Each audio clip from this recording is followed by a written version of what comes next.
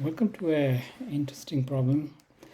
So today we're going to apply work energy theorem to this famous problem where you have a rocket here. You're going to shoot it towards the east. That's the east direction.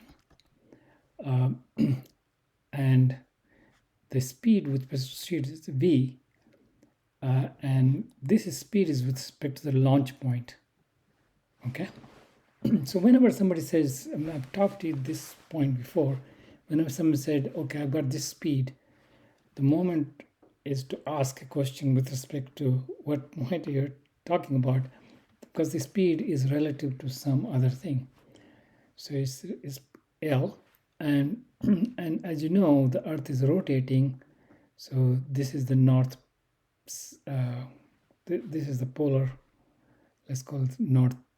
This is the pole, and this is the center of the Earth, and it's rotating. Okay, and we're supposed to figure out how fast this should be. So we're supposed to figure out the value of this, which we denote like v escape, so that if this was kind of initial situation, the final situation is Earth is still rotating, and very far away, the rocket is out here. So this is roughly infinity, and at this point rocket is just has v equal to 0. Okay, so this is the final situation.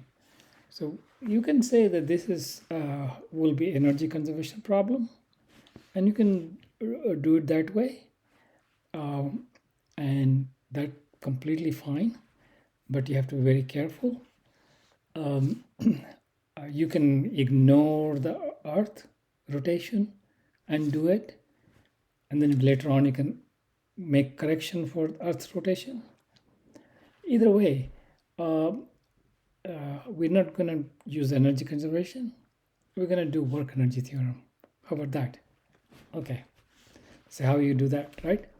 So work energy theorem is going to be, so this is the final, and this is the initial point it is. And so first thing to know is work energy theorem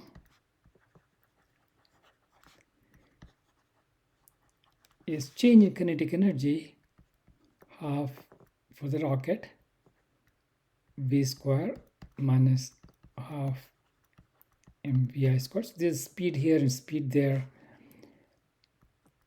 equals to work done by any external force on it, right? And here will be force of Earth.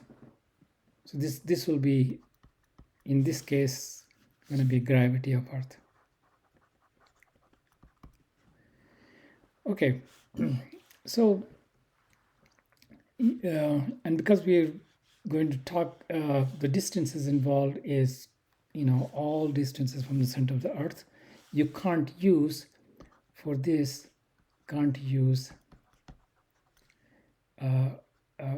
mg, but you gotta use, you can say g m of the Earth m over r squared. So that you gotta use this force instead of g. So you can say the g is, if you want to use g, then g at the surface of the Earth, it will be the g. So the g will be simply g m e over r radius square. So this can be written as m g times radius of Earth square over r square. So this is it still depends on r. Okay, so you could use this way, and we'll probably use it that way, just so that this is a nice compact for the g. Okay, and everything is, g is constant, capital G is constant. This is a Newton gravitational constant. This is little g, and this ME is mass of the Earth, and this is radius of the Earth square. Okay, so these are all known constants, so we can use for that G as a placeholder. Okay, so when you look at work energy theorem, immediately say, hey, this is a speed. So with respect to what we're talking about, which speed? Speed with respect to the launch point, with respect to whatever. So this is actually, if you know, this came from F ma equals to F, and we integrated it ma dot dr. We integrate this and f dot dr. So this is we're calling some initial point or some final point, some initial point or some final point. This side is that, this side is that. If you remember that, then we're in business. So we can answer that question with respect to what this is. So this is only, this takes this form in inertial frame, right? So this is only true in inertial frame. So is L inertial frame? No, it's rotating. So we have to say this V is not the V we want. We want the V with respect to the center of the Earth. You must say, hey, Hubbardston was also going around the sun. So that's actually is going to add more complication than we need for this problem. But you're absolutely right. So we'd have to go, a better system. But this is a system we're going to do. We're going to say this is inertial frame, but this is not inertial frame. Okay. So we're going to have an inertial frame fixed at the center of Earth. And this is like an almost inertial frame. Okay, so for our problems, that's good enough. But it turns out there's about 5% difference whether you take this inertial frame or take this inertial frame. So it's a little bit significant. It's about 5%. And we will work out, all right? But if you ignored this little complication, you would still be fine. All right. So we want to get the speed with that. So there are a couple of different ways. We can say we ignore this and then add the speed later. That's perfectly all right, because this velocity and the velocity of the Earth is in the same direction. Velocity of the Earth, velocity of the L point, velocity of the point L with respect to O. So let's VL be velocity of L with respect to O, and V is the velocity of M with respect to L. So V, let's call it V with respect to O, the initial velocity over here, that's just equal to VL plus V, and they're in the same direction. So, if you were to do now this is a spherical system, so maybe you want to do a spherical coordinate. So let's see, east is x-axis. This would be the north.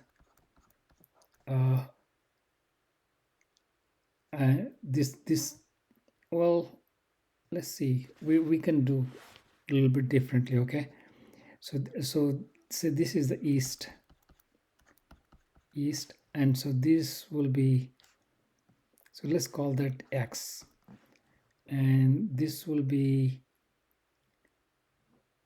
x and maybe y, and then the z will be down here, right hand coordinate system. So I just do x, y, z like this.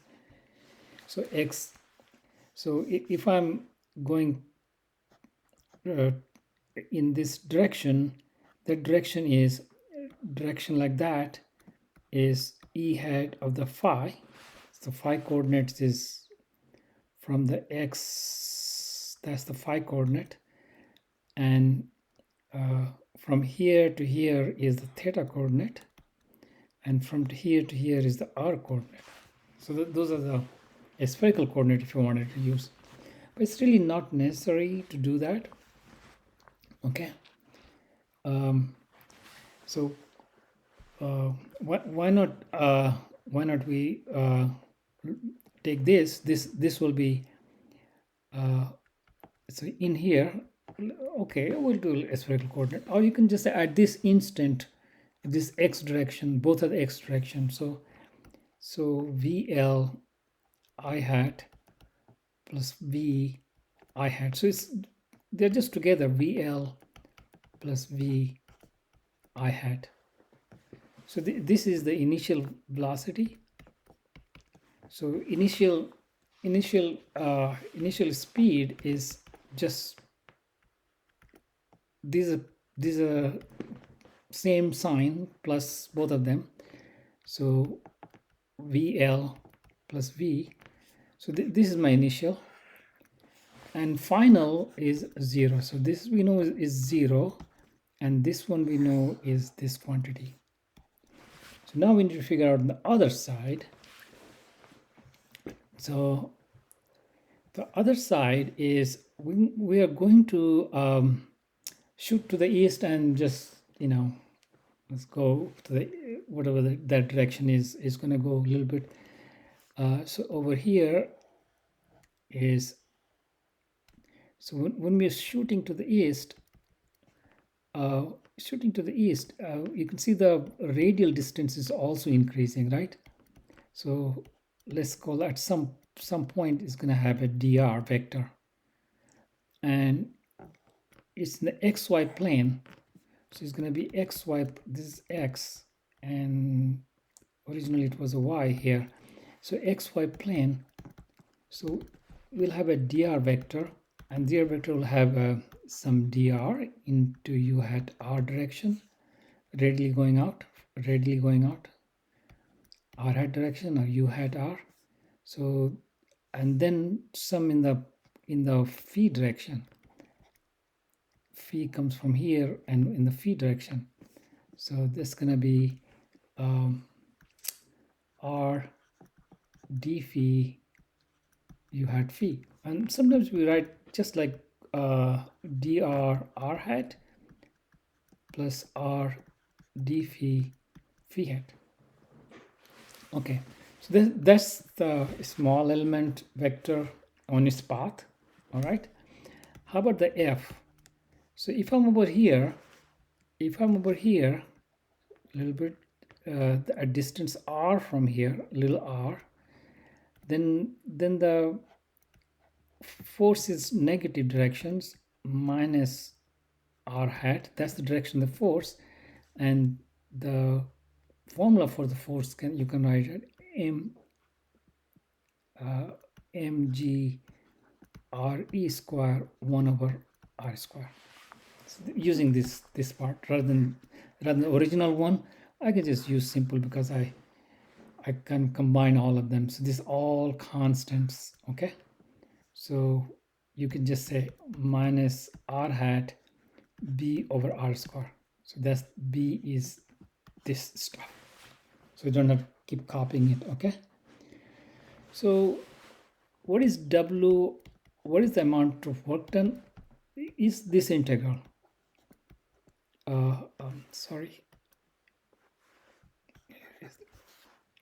is from going from initial to final, and on whatever path we're going to do. Okay, and this integral is what we call work. Okay, this is the definition of work.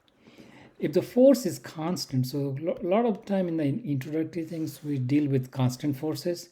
If F constant, then it's just F times D, and constant along path.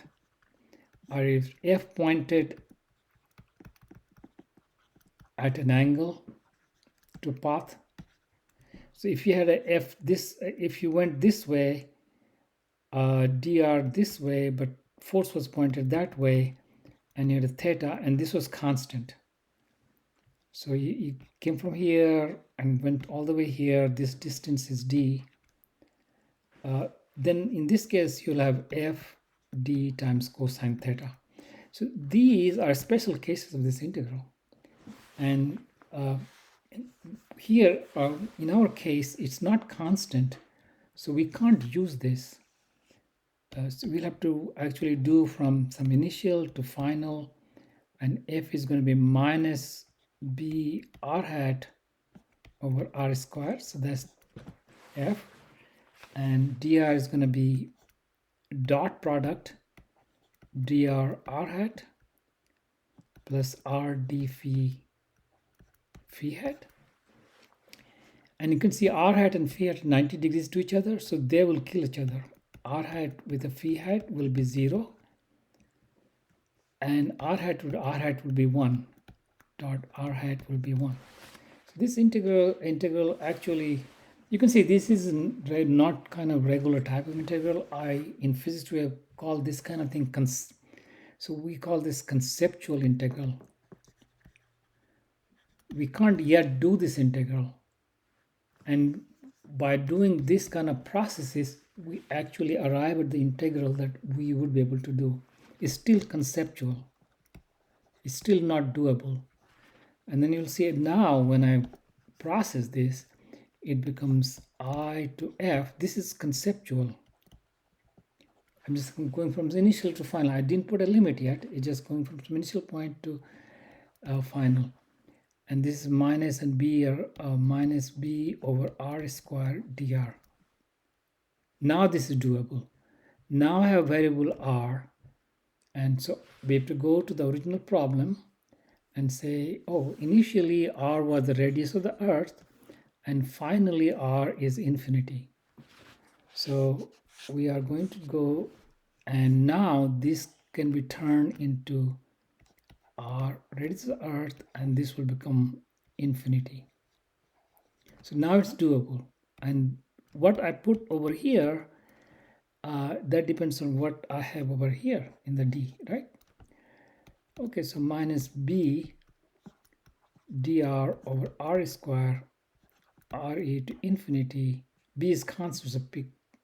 And so if you do this integral, you're going to have a b over r re to infinity, and it's just minus b over r e. B we already had written down over there, mgre square. So this is going to minus mgre square 1 over re, and so it's kind of like mgh formula, but this is not h. It's kind of like that formula, but you have a sign here. That's an important sign. Okay, so now we have going back to our original this thing. So we have, let's write that down. We have a half mvf square minus half mvi square is equal to wi to f, and so this was 0 and this was that, minus half m vi plus v. So this is with respect to L, right? We short with respect to L, and this is VL of the point on the surface of the earth.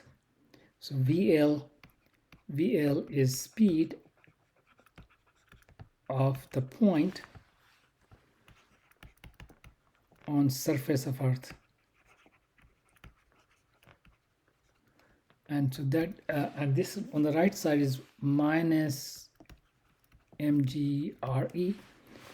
So of course it turns out pretty interesting that because we have ignored air friction, etc., it doesn't matter how big a load it is, this m kind of cancelled out, and it's a direct consequence of kind of ignoring the air resistance. Okay.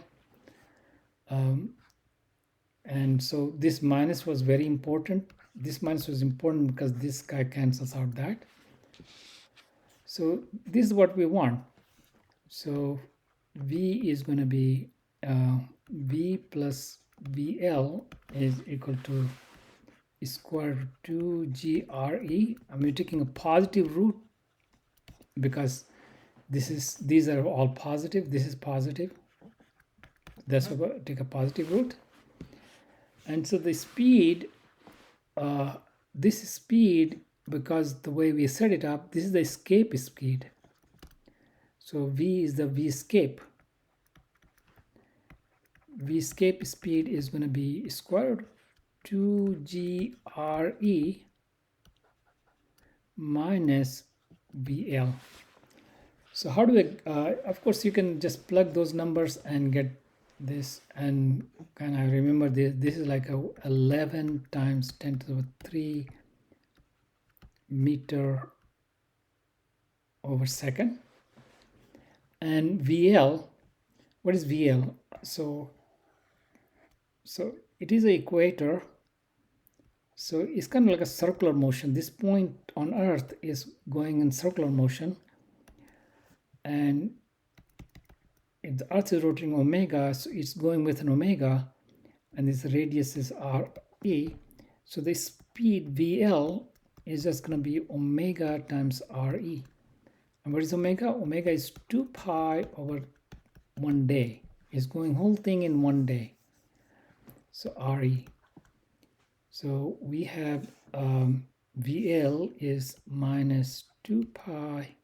So this is equal to 2 pi RE over T. T is 24 hour.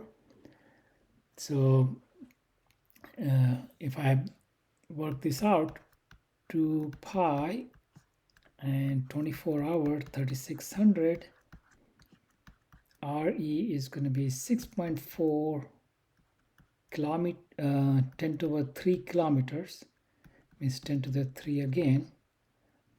So if I get rid of one of these, then decimal comes all the way there.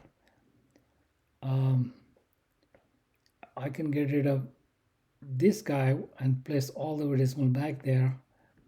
This is going to be 1 decimal down here and decimal down here. And so 2, you can do 0.12. So you have a pi times 6.4 or 0.12. Actually, that shouldn't have been done, but I did already 0.3, 6.4.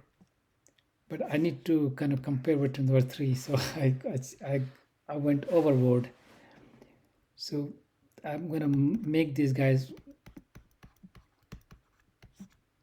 12 and 3 again, and make it 10 to the 3, so I can compare with this 10 to the 3. So this 3, you can see 6 makes it 2 and 3 makes it 3. So this is roughly 0.5 times 10 to the 3. So this is 0.5 times 10 to the 3 meter over second. So that's the correction, right? So this is 10.5 times 10 to the 3 meter over second. So that was ignoring air resistance. Okay. So that's a little bit rocketry. We've been on other problems within the rocket problems, and this kind of adds to our toolbox how to analyze, say, escape velocity. Now, while we have it, this work that we have figured out, this integral is can be written as a potential energy. Work from there. So let me just make sure. So work I to F from Newton gravitation will be, you can see when I integrate, if I do the R1 to R2. So let's see, we had a B over R B over R, R1 to R2. So we can say B 1 over R2 minus 1 over R1. So this is, let's go R initial, R final, R final, R initial. So this thing is actually, you can see it's a difference of something which we can call just depends on final and just depend on initial. So this we can write as minus U final minus U initial. And so this gives us U, so U initial, it just becomes minus B over Ri, and U final, exact same expression, B over Rf. So this is the potential energy, and you can see that a general formula for any R can be written as minus B over R. And it has a reference hidden in it, okay? There's a reference is that R goes to infinity, U goes to 0. So potential energy due to gravity, this is Newton gravity. It's not your mg gravity, okay? Newton gravity is like this. And B was, you can go back and look at what B was. Like, if I forgot already what the B was, we wrote down. B was mgre square. So we wrote down an mgre square. Okay, that's a B will be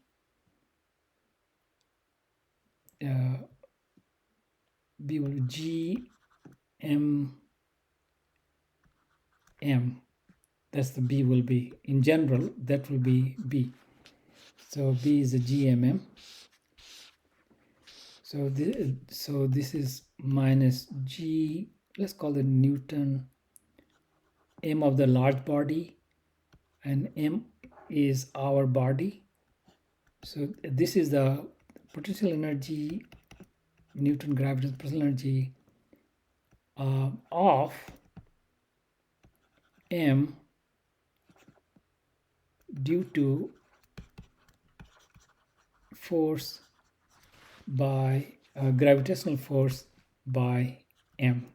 So that's one way to actually say this. Another way is that any two bodies, M1 and M2, because this is universal and the distance r apart, then we say that this body, this system has system of M1 and M2 possesses a potential energy, gravitational Newton gravitational energy, which is equal to minus G M1 M2 over distance r. So this is one way to think about it, and this is another way to think about it. And this is more general way of thinking about it. And then you can actually think in terms of system rather than just at one point, another point, or something like that. Okay, so we might be able to use this later in some problem solving. I wanted to make sure that you know these nuances in the concept. Okay, so I think I'm done for this problem. Just have a couple of requests to subscribe to this channel and tell friends. And if you like this kind of video, definitely hit a like button. And if you have already subscribed, thank you. I hope more people subscribe, and so that it makes the distribution, those algorithms which distribute videos to more people, they kind of look at this kind of interaction. Okay, this kind of interaction. All right, talk to you later. Bye.